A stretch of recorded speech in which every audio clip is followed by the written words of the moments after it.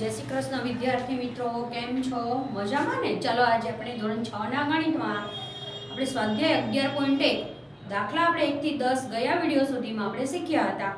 આજે આપણે દાખલા નંબર 11 શીખવાનો છે।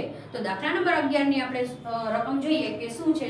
તો કે નીચેની આકૃતિમાં એટલે કે અહીંયા તમને ચાર આકૃતિઓ આપેલી છે, એમાં આપણે એની ગોઠવણી જોવાની છે। તો કે જો અહીંયા ચોરસ આપેલું છે, એમાં एक चौरस है बराबर। अहींया बे चौरस आपेला छे पण केवा छे तो के एकबीजाने अडेला छे। हवे आगळ जोईए तो के गोठवणी जुओ, चौरस अलग नथी એટલે કે જોઈન્ટ ચોરસ આપેલા છે। બે નજીકના ચોરસમાં કેટલીક દિવાસળી સામાન્ય છે।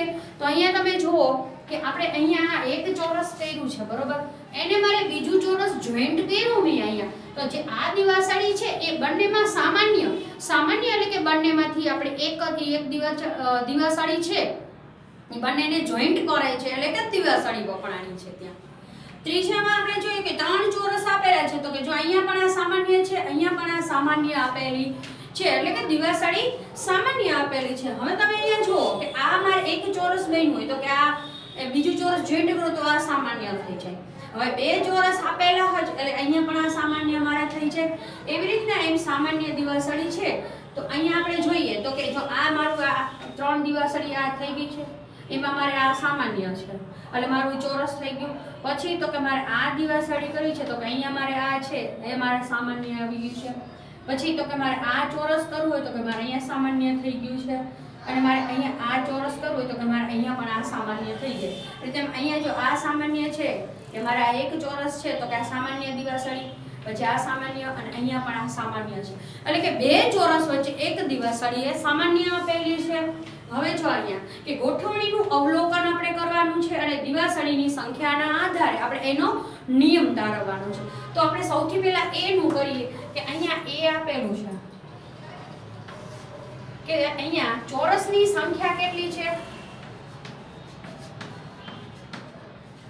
પહેલી આકૃતિમાં આપણે ચોરસની સંખ્યા કેટલી છે તો કે એક જ ચોરસ આપેલું છે એટલે આપણે અહીંયા એક લખીશું, એક ચોરસ બરોબર। હવે એના આધારે આપણે દિવાસળીની સંખ્યા શોધવાની છે કે દિવાસળીની સંખ્યા બરાબર આપણને ખબર છે કે દિવાસળીની સંખ્યા અહીંયા આપણને કેટલી છે તો કે 3 તો આપણને આપેલી જ છે એટલે કે 3, અને ચોરસ આપણે એક બનાવવાનું છે એટલે 1, અને પ્લસ જે સામાન્ય છે એને આપણે પ્લસ તરીકે લેવાનો કે 3 ગુણ્યા 1 પ્લસ 1 એટલે આ રીતે થશે કે 3 ગુણ્યા ચોરસની સંખ્યા અને પ્લસ 1 એ જે સામાન્ય દિવાસળી જે આવતી હોય એ પ્લસ 1, આમાં આપણે એક આવે છે એટલે પ્લસ 1 થશે એ બરોબર। એટલે અહીંયા શું થશે તો કે આપણે ચોરસની સંખ્યા બરાબર આપણે શું લેવાનું છે તો કે આપણે ચોરસની સંખ્યા આપણે શું મૂળાક્ષર લઈશું, સંખ્યા બરાબર n લઈએ બરોબર। તો અહીંયા શું થશે તો કે 3 ગુણ્યા n પ્લસ 1 એટલે શું થાય તો કે 3n પ્લસ 1 એક બેનું। એવી રીતે આપણે b નું કરીએ તો કે b માં શું થાય તો કે ચોરસ સંખ્યા બરાબર શું છે તો કે 2 છે, એમાં દિવાસળીની સંખ્યા તમે દિવાસળીની સંખ્યા જુઓ તો કે અહીંયા 1 2 3 4 5 6 ને 7 આપણે સંખ્યા કે આ તો ઓછા આપણે બે ચોરસ છે એટલે ગણીએ, પણ દાખલા તરીકે 50 ચોરસ હોય તો આપણે ઘણું 50 ચોરસ દોરીએ અને પછી ઘણું આવડા માટે શક્ય ન બને, એટલા જ માટે આપણે નિયમ પણ અહીંયા આપણે બેનું હતું તો આપણે કહ્યું હવે શું કરવાનું કે દિવાસળીની સંખ્યા 7 આવી, પણ કેવી રીતે આવી તો કે આપણે જે સામાન્ય પહેલા આપણે જે ચોરસ અહીંયા તમે જોયું તો કે આ 3 છે, મેં 3 બતાવી તમને કે અહીંયા આ 3 હતી એ આપણી તો ચોરસ માટે હતી જ અને એક સામાન્ય હતી એટલે 3 તો તમારે ફરજિયાત પહેલા લખવાના જ છે। પછી શું કરવાનું ગુણ્યા એ લખવાનું ચોરસની સંખ્યા અને પ્લસ 1 લખવાનું। હવે તમારે અહીં કહો કે 3 અને ચોરસની સંખ્યા આપણને આપી છે 2 પ્લસ 1 એટલે કે 3 2 6 પ્લસ 1 બરાબર 7 એટલે અહીં ચોરસની સંખ્યા બરાબર આપણે શું લઈએ છીએ તો કે n એટલે કે 3 ગુણ્યા n પ્લસ 1 બરાબર 3n પ્લસ 1। આ આપણો થઈ ગયો નિયમ। એવી રીતે આપણે c નું હજુ કરીએ જોઈએ કે ચોરસની સંખ્યા 3, દિવાસળીની સંખ્યા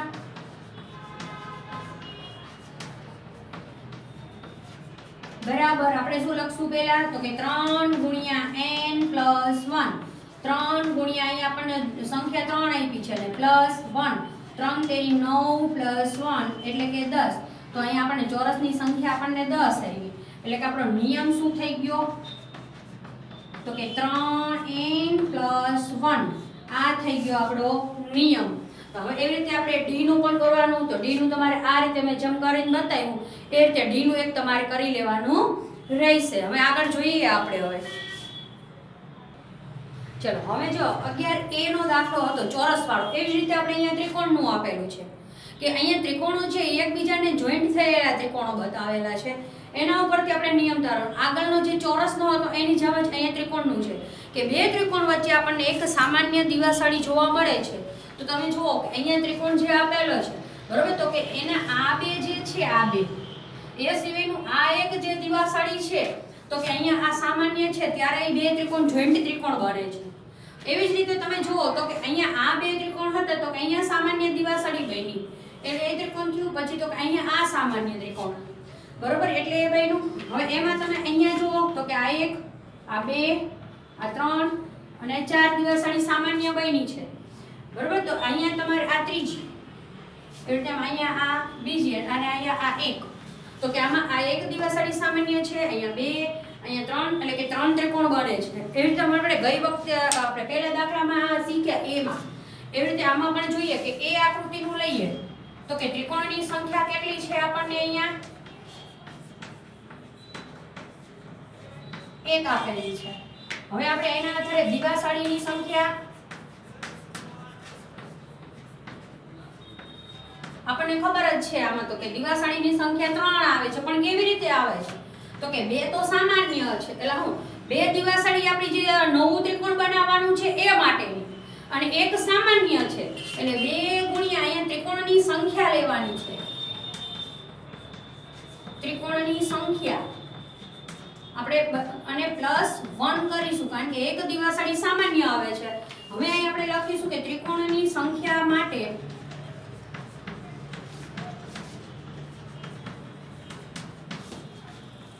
n ચલ લેતા બરોબર n ત્રિકોણ બનાવવા હોય ત્યારે એટલે કે અહીંયા શું થશે તો કે 2 ગુણ્યા n + 1 એટલે કે 2 ગુણ્યા 1 + 1 બરાબર 2 2 ને 1 3 એટલે કે અહીંયા જરૂરી દિવાસળીની સંખ્યા આપણે શું આવી 3 એટલે કે આનો નિયમ શું થઈ ગયો અહીંયા તો કે 2n + 1 અહીંયા આ બે વચ્ચે ગુણાકારનો સંબંધ છે હવે આપણે b આકૃતિનું જોઈએ તો કે b માં પણ કે ત્રિકોણની સંખ્યા બે આપેલી છે દિવાસળીની સંખ્યા બરાબર આપણે જે નવી આપણે જે જૂના ત્રિકોણ માટેની દિવાસળી છે એ બે તો બધામાં રહેશે તમે અહીંયા જુઓ કે આ બે છે એ મારે જૂનું ત્રિકોણ છે અને આના નવી દિવાસળી બે ત્રિકોણને લાગુ પડે છે એટલા માટે અહીંયા 2 ગુણ્યા n + 1 n એટલે આપણને ખબર છે કે ત્રિકોણની સંખ્યા બરોબર હવે દરેક જગ્યાએ નહીં લખીએ એટલે કે 2 ગુણ્યા ત્રિકોણની સંખ્યા 2 +1 2 દુ 4 ને 1 5 એટલે કે અહીંયા નિયમ આપણો શું થઈ ગયો તો કે 2n + 1 બરોબર અહીંયા 2n + 1 એટલે c નું આપણે c આકૃતિનું કરી લઈએ કે ત્રિકોણની સંખ્યા 3 દિવાસળીની સંખ્યા બરાબર 2 ગુણ્યા n + 1 એટલે કે 2 ગુણ્યા 3 + 1 3 દુ 6 + 1 એટલે કે 7 બરોબર એટલે અહીંયા નિયમ શું થઈ ગયો આપણો તો કે 2n + 1 ચલો d એક બાકી રહે છે આકૃતિનું કે d આકૃતિનું સેમ આ જ રીતે આગળ તમારે એક દાખલો હોમવર્કમાં કરી લેવાનો હવે આપણે 11.2 તરફ આગળ વધીએ ચલો સ્વાધ્યાય 11.2 માં આપણે દાખલા નંબર પહેલો જોઈએ શું કહેવા માંગે છે કે સમબાજુ ત્રિકોણની લંબાઈને l વડે દર્શાવીએ અને આ l નો ઉપયોગ કરીને સમબાજુ ત્રિકોણની પરિમિતિ આપણે દર્શાવવાની છે. સમબાજુ એટલે શું? પહેલા તો આપણને એ વસ્તુનો ખ્યાલ હોવો જોઈએ. આપણે પહેલા સેમેસ્ટરમાં શીખી ગયા, છતાં એક વખત તમને યાદ કરાવી દો કે સમબાજુ એટલે શું. કે સમબાજુ એટલે કે એવો ત્રિકોણ કે જેની બધી જ બાજુઓ સરખી હોય, સરખા માપની લંબાઈ ધરાવતી હોય એને સમબાજુ ત્રિકોણ કહે છે. તો આપણે અહીંયા સમબાજુ ત્રિકોણ દોરીએ.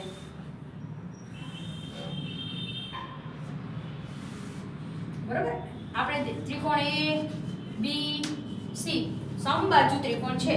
આપણે અહીંયા લખીએ કે અહીં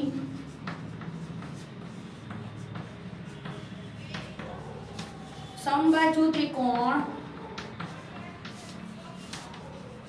ABC આપેલ છે.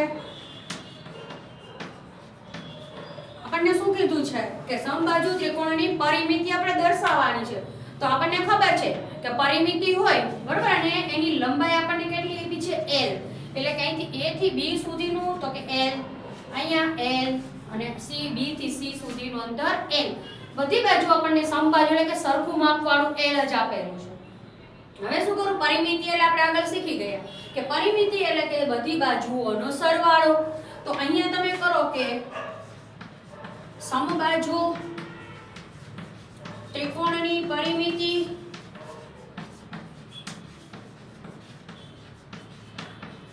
બરાબર બધી બાજુનો સરવાળો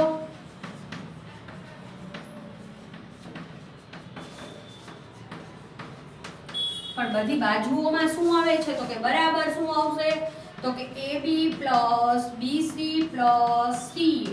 આ એની બાજુઓ છે, બરોબર. એમાં AB એટલે L, BC એટલે L અને CA એટલે L.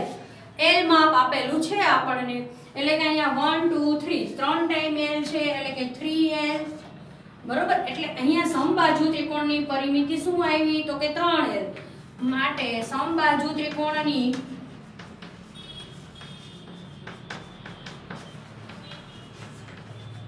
પરિમિતિ બરાબર 3L. આ નિયમ થઈ ગયો, સૂત્ર થઈ ગયું, બરોબર. આ રીતે આપણે સમબાજુ ત્રિકોણની પરિમિતિ દર્શાવતો આપણે નિયમ પણ શોધી લીધો. ચલો દાખલા નંબર આપણે 2 જોઈએ કે નિયમિત ષટકોણની અહીંયા આકૃતિ આપેલી છે, એની બાજુઓની લંબાઈ તમને l આપેલી છે, એના ઉપરથી આપણે ષટકોણની પરિમિતિ આપણે શોધવાની છે. તો અહીંયા પહેલા તો નિયમિત ષટકોણ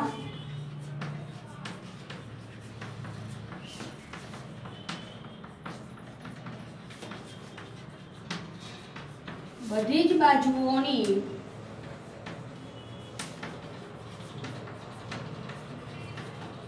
લંબાઈ સરખી છે, માટે ષટકોણની પરિમિતિ બરાબર બધી જ બાજુઓનો સરવાળો. અહીંયા બાજુ એટલે આપણને લંબાઈ આપેલી છે, એની લંબાઈ આપી છે l. એટલે અહીંયા શું કરશું તો કે l, અને આપણે ષટકોણની બાજુઓ કેટલી છે પહેલા એ જોઈએ. ષટકોણ એટલે કેટલી બાજુઓ આવી તો કે 6. અહીં આપેલ ષટકોણની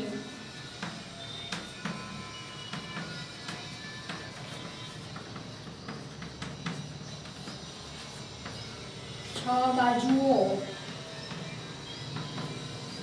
ની લંબાઈ l આપેલ છે. હવે આપણે અહીંયા સૂત્રમાં મૂકીએ કે બધી બાજુઓનો સરવાળો તો કે અહીંયા પરિમિતિ બરાબર તો કે l + l + l + l 6 time l + l, બરોબર. 1 2 3 4 5 and 6 ટાઈમ લંબાઈ આપણે લેવાની છે, બરાબર. અહીંયા 6 આવ્યા છે તો કે 6l એ l ની પરિમિતિ થઈ ગઈ. તો અહીંયા લખાય કે નિયમિત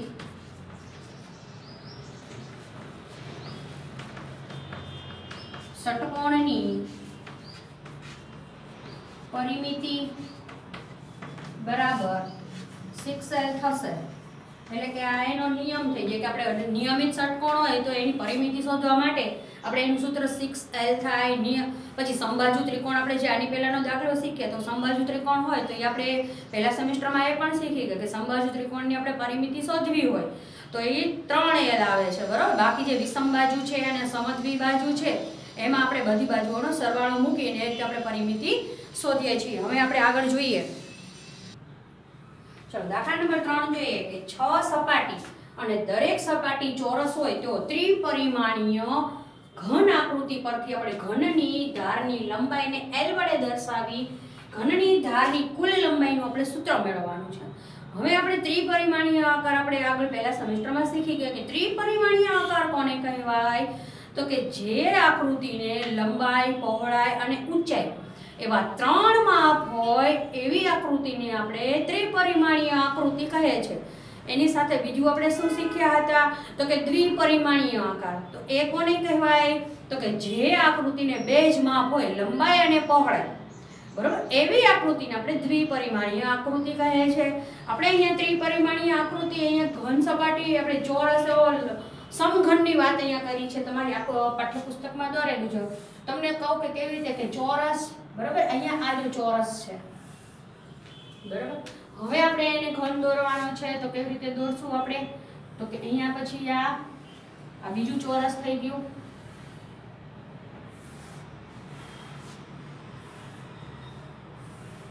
આ આપણો સમઘન થઈ ગયો બરોબર. હવે જો હું તમને મારી પાસે સમઘન તો નથી પણ અહીંયા તમને હું આ એક બોક્સ બતાવું બરોબર. આ તમારે અત્યારે સમઘન સમજવાનું. આ છે લંબઘન આકાર છે કે એને લંબાઈ અને પહોળાઈ છે બધી બાજુઓ સરખી આને નથી પણ આપણે અહીંયા જે દોરેલો છે આ સિવાયનું સમઘનમાં આપણે ઉદાહરણ પણ આપણે શીખ્યા હતા કે સમઘન ક્યાં આવે તો આપણે કે ક્યુબિકનું ઘન છે, રમવાનો સાપસીડીનો પાસો આવે છે બરોબર. એ જે સમઘનના ઉદાહરણ છે. આ તો મારે તમને ધાર બતાવવી છે એટલા માટે હું તમને અહીંયા આ બોક્સ બતાવું છું કે ધાર કોને કહેવાય બરોબર. તો કે જ્યાં છે કે આ બે આપણે શિરોબિંદુઓ મળે છે જોડતા રેખાખંડને આપણે ધાર કહેવાય છે. તો કે આમાં ધારની લંબાઈ આપણે શોધવાની છે બરોબર. તો હું પછી હવે પહેલા કહું પહેલા અહીંયા શું લખશું કે અહીં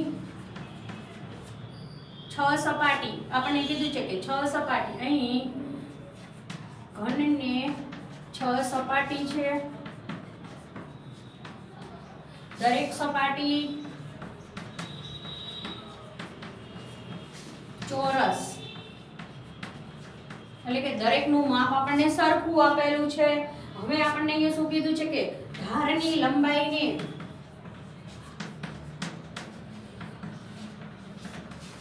l વડે દર્શાવવાની છે બરોબર. તો હવે આપણે ધાર ગણીએ કે કેટલી ધાર લેશું અહીંયા આપણે બરોબર. તો ધાર કેટલી આવે છે હું તમને અહીંયા હવે આમાં બતાવું કે તમારે આને સમઘન જ સમજવાનું છે લંબઘન પણ સમઘન સમજવાનું ધાર ગણવા માટે બરોબર. તો કે તમારે ધાર એટલે શું તો કે અહીંયા જે આ ઊભી લાઈન છે બરોબર બે શિરોબિંદુને જોડતો રેખાખંડ છે એને આપણે ધાર તો કે આ એક ધાર, આ બીજી ધાર, આ ત્રીજી ધાર અને ચોથી ધાર બરોબર. અહીંયા 4 ધાર થઈ ગઈ. એ રીતના એમ સેમ એ બાજુની એની સામેની સાઈડે પણ તો કે 1 2 3 અને 4 એટલે કે આ બે સપાટીનું આપણે થઈ ગયું 4 4 બરોબર. હવે તમારે શું કરવાનું છે તો કે ઉપર અને નીચેની સપાટી રહી. કેમ તો કે જો અહીંયા આ ધાર આવી ગઈ એટલે કે તમારે આ જે નાનું છે તો બે બાજુની સાઈડ ગણાય જ ગઈ બરોબર. આ તમે લ્યો એટલે આ સાઈડ 4 4 ગણી એટલે કે આ 4 4 આવી ગઈ. હવે તમારે કઈ ગણવાની છે તો કે ઉપરની સાઈડની આપણે ગણવાની છે બરોબર. તો કે એની તમારે આ કઈ ગણવાની આવે તો કે આ સામસામેની 2 અને અહીંયા પણ આ સામસામેની 2. કેમ તો કે અહીંયા જે આ જ ગણાણી હતી બરોબર. આ જે આડી લાઈન છે એ નહોતી ગણાણી એટલે કે 4 4 વખત કેટલી આવી 3 એટલે કે કેટલી થઈ 4 4 ને 4 4 4 એટલે કે 4 તેરી 12. તો અહીં ઘનની ધાર કેટલી છે તો કે 12 છે. માટે અહીંયા ઘનની આપણે કુલ લંબાઈ કીધું ઘનની કુલ લંબાઈ બરાબર 12 ગુણ્યા l કારણ કે l છે એની લંબાઈ દર્શાવે છે અને 12 આપેલું છે. 12 ની જગ્યાએ l એટલે કોઈ પણ માપ હોઈ શકે. આપણે તો અહીંયા નિયમ તારવવાનો છે એટલે l જ લઈશું. એટલે કે અહીંયા શું નિયમ શું થઈ જશે આપણને અહીંયા ઘનની ધારની લંબાઈ શોધવા માટેનો નિયમ શું થઈ જશે તો કે 12l બરોબર, અહીંયા આ રીતે આપણે શોધવાનું. આ મેં તમને બતાવ્યું છે એટલા માટે કે તમારે ધારને તમે સમજી શકો. ફરી વખતે ધારનું સમજાવું છું કે ધાર ક્યાં ગણવાની છે, બાર કેવી રીતે થાય છે. તો કે જો તમે આવડી આ ચારે ચાર ધાર ગણી લીધી, બરોબર, એવી રીતે તમે આ સાઈડની પણ એવી રીતે ચાર ગણી, બરોબર. તો મારે આ લાઈન નહોતી ગણાની અને અહીંયા નીચે પણ આ લાઈન સામે સામેની નહોતી ગણાની, એટલે એ ચાર થઈ ગઈ. તો કે ચાર અહીંયા, ચાર આ બાજુ, અને ઉપરની બે અને આ નીચેની બે, એટલે 12 થઈ ગયું, બરોબર. આ રીતે દાખલો ગણી લો બધા. દાખલા નંબર 4 જોઈએ કે વર્તુળના કેન્દ્રમાંથી પસાર થતા વર્તુળ પરના બે બિંદુઓને જોડતો રેખાખંડ એ વર્તુળનો વ્યાસ છે. હવે શું આગળનો આપણે માહિતી કીધી છે કે આકૃતિમાં, અહીંયા આકૃતિમાં AB આ જે છે એ વર્તુળનો શું છે તો કે વ્યાસ છે. C છે જે એ વર્તુળનું કેન્દ્ર છે અને અહીંયા જે આપેલી છે એ ત્રિજ્યા છે. એ આપણે બધું જ આપણે ત્રીજા ધોરણથી શીખતા આવ્યા છીએ કે કેન્દ્રથી વર્તુળ પરના કોઈ પણ બિંદુને જોડતો રેખાખંડ એને ત્રિજ્યા કહે છે, બરોબર. એટલે કે અહીંયા ત્રિજ્યા છે, આ એનું ત્રિજ્યા CP કહેવાય, બરોબર. અને r ના સંદર્ભમાં આપણે વ્યાસ d ને દર્શાવવાનો, એટલે કે વ્યાસ શોધવા માટેનો આપણે અહીંયા નિયમ, જો આ સ્વાધ્યાયમાં આપણે નિયમો જ શોધવાના છે, બરોબર. એટલા માટે ચલો અહીંયા પહેલા અહીં વ્યાસ AB રેખાખંડ આપેલ છે, ત્રિજ્યા બરાબર અહીંયા r, ત્રિજ્યા બરાબર r આપેલ છે, એટલે કે ત્રિજ્યા એટલે કે r સમજવાનો છે. હવે અહીંયા આપણને શોધવાનું શું કીધું છે તો કે r ના સંદર્ભમાં વ્યાસ d ને શોધવાનો છે, એટલે કે વ્યાસ d બરાબર, તો તમે અહીંયા જોઈ શકો આ ત્રિજ્યા છે, તો કે અહીંયા બધી મેં તમને હમણાં જ વ્યાખ્યા કરી ત્રિજ્યાની કે કેન્દ્ર બિંદુથી વર્તુળના કોઈ પણ બે બિંદુને જોડતો રેખાખંડને આપણે ત્રિજ્યા કહીએ છીએ. તો કે કેન્દ્ર બિંદુથી આપણે અહીંયા સુધીનું a સુધીનું અંતર છે, અહીંયા ત્રિજ્યા થઈ, તો કે અહીંયા પણ આ ત્રિજ્યા થઈ, એટલે એનો અર્થ શું થયો તો કે બે વખત ત્રિજ્યા આવી, તો કે r બરોબર, r આપણે r અહીંયા r આવ્યું છે, તો કે અહીંયા r આવ્યું છે, એટલે કે અહીંયા બે વખત r આવ્યું, એટલે કે અહીંયા આપણે શું કરશું કે r બે વખત r છે એટલે r પ્લસ r બેનો સરવાળો થાય છે, એટલે અહીંયા શું થશે તો કે 2r એટલે કે આ આપણો થઈ ગયો નિયમ, બરોબર. અહીંયા એટલે કે વ્યાસ છે એ ત્રિજ્યાની ડબલ છે, એ રીતે દાખલો ગણવાનો. ચલો દાખલા નંબર આપણે 5 જોઈએ કે 14, 27 અને 13 નો સરવાળો કરવાની આપણી પાસે બે રીત છે. કઈ તો કે પહેલું આપ્યું છે કે સૌથી પહેલા 14 અને 27 નો સરવાળો કરી આપણે 41 મેળવીશું અને તેમાં 13 ઉમેરી સરવાળો આપણે 54 મેળવીશું.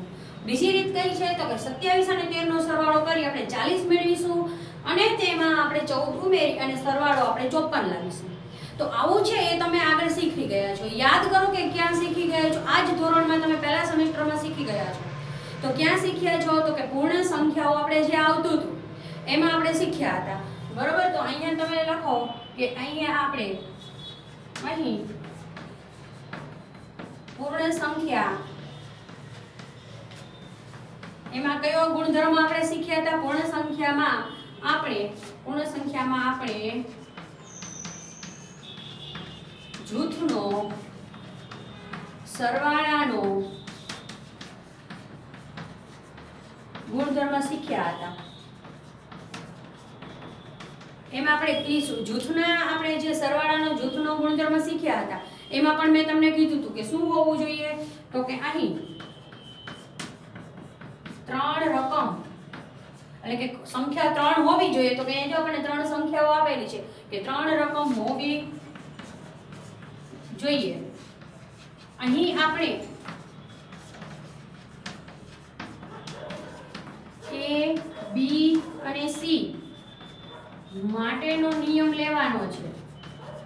આપણે એના માટેનો નિયમ કરવો હોય તો આપણે કઈ રીતે કરીએ તો કે અહીંયા પહેલા કરીએ કે A + B કરીએ અને પછી એને જૂથ બનાવીએ અને પછી આપણે એમાં C+ કરીએ, અથવા આપણે શું કરીએ તો કે B + C કરીએ અને +A કરીએ આપણે, બરાબર. આ થઈ ગયો આપણે એનો સરવાળાનો જૂથનો ગુણધર્મ જે A, B અને C માટે આપણે દર્શાવીએ છીએ.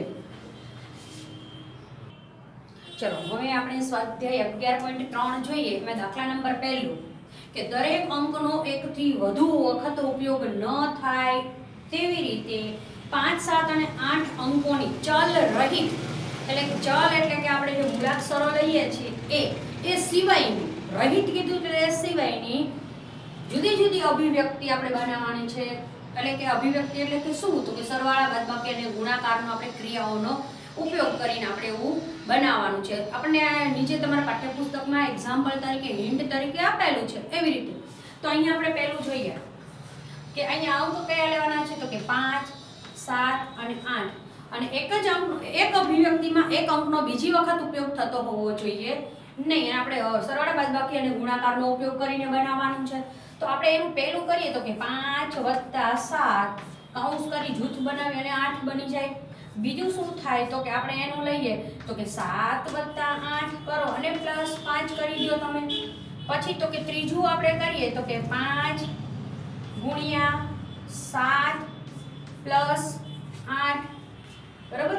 પછી ચોથું આપણે કરીએ તો શું આવશે તો કે આ જે સંખ્યાઓ, પણ આ એક વખત થઈ ગયું, બીજી વખત આપણે લેવાની નથી. હવે આમાં તમે કરો કે 7 × 8 કરો અને +5 કરો. પછી એના પછી આવે તો કે 7 × હું 8 તો કરું જ, એને ગુણ્યા મારે 5 કરવા છે, બરાબર. હવે બાદબાકી વાળી આપણે એકાદી લઈએ તો કે આપણે એમાં લઈશું કે 8 - 7 - 5 કેટલા મી આવ્યા? 6ઠી. હવે 7મી તો કે 7માં આપણે આ રીતે કરીએ કે 8 + 7 અને -5 કરી શકીએ. એના પછી લઈએ તો કે તમે કરો કે 7 - 5 + 8. આ રીતે કોઈ ઘણી બધી અભિવ્યક્તિ બની શકે, બરાબર. તો આપણે 8 જે શીખ્યા એ સિવાયની જો હજુ તમારે વધારે બનાવવી હોય, પ્રેક્ટિસ કરવી હોય તો તમે તમારી રીતે હોમવર્કમાં એ જે છે થોડીક વધારે કરી આપણે 10 થી 15 સુધીની અભિવ્યક્તિ તો લખી જ શકીએ, બરાબર. તો બધાએ એટલું થોડું કરી લેવાનું રહેશે. હવે આગળ જોઈશું આપણે દાખલા નંબર 2 જોઈએ કે નીચેનામાંથી કઈ અભિવ્યક્તિ માત્ર આંકડાકીય છે. તો આપણે પહેલા દાખલામાં જોયું તો એક અમે ચલ રહિતની વાત કરી હતી, એટલે કે ચલ એટલે આપણે કે મૂળાક્ષરનો ઉપયોગ ન થયો હોય એવી લીધી હતી, બરાબર. તો હવે અહીંયા કીધું છે આપણને કે માત્ર આંકડાકીય, એટલે કે આંકડા હોય ને એવી જ માહિતી આમાંથી કઈ છે એ જોવાનું છે. તો કે અહીંયા y + 3 તો કે મૂળાક્ષર એટલે કે ચલનો ઉપયોગ થયો છે એટલે આ નો આવે. અહીંયા પણ 7 × 20 - 8z, અહીંયા પણ ચલનો ઉપયોગ થયો છે, માત્ર આંકડાકીય નથી, બરાબર. અહીંયા તમે જો કે 5 કૌંસમાં 12 - 7 + 7 × 2. તો અહીંયા જે આપણને આપેલી છે B C વાળી એક આ છે અને D માં માત્ર 5 આવેલા છે. પછી તો કે અહીંયા 3x, x છે એ ચલ છે, આમાં n ચલ આપેલો છે અને અહીંયા G માં પણ અહીંયા Q છે એ ચલ આપેલો છે. તો માત્ર આંકડાકીય અભિવ્યક્તિઓ અહીં આપેલ અભિવ્યક્તિમાં માત્ર આંકડાકીય અભિવ્યક્તિ C અને D છે, બાકીની છે એ અભિવ્યક્તિ આંકડાકીય નથી. તો ચલો વિદ્યાર્થી મિત્રો, હવે છે એ આપણે આના પછીના વિડીયોમાં આગળના દાખલા શીખીશું. ત્યાં સુધીમાં બધાએ તમારે વિડીયો જોઈ અને તમારી નોટબુકમાં દાખલા સરસ રીતે નોંધી લેવાના. જય શ્રી કૃષ્ણ.